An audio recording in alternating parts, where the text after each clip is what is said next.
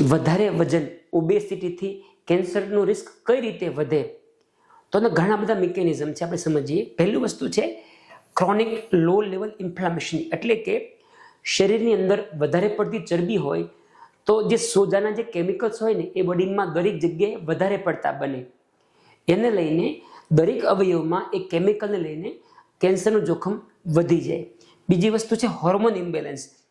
જે લોકોનું વજન વધારે હોય એમાં ઇસ્ટ્રોજનનું લેવલ વધી જાય.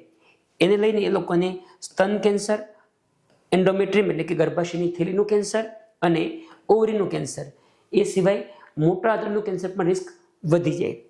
ત્રીજી વસ્તુ છે વજન જેનું વધારે હોય એ લોકોને ડાયાબિટીસનું જોખમ વધે અને બોડીમાં ઇન્સ્યુલિન રેઝિસ્ટન્સ આવે, એટલે કે ઇન્સ્યુલિન બને ઘણું વધારે પણ એ કામ ન કરી શકે.